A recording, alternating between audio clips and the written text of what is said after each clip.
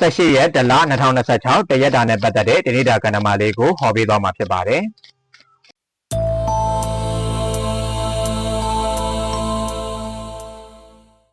အချို့သောဆက်ဆံရေးတွေပြတ်တောက်သွားလိမ့်မယ်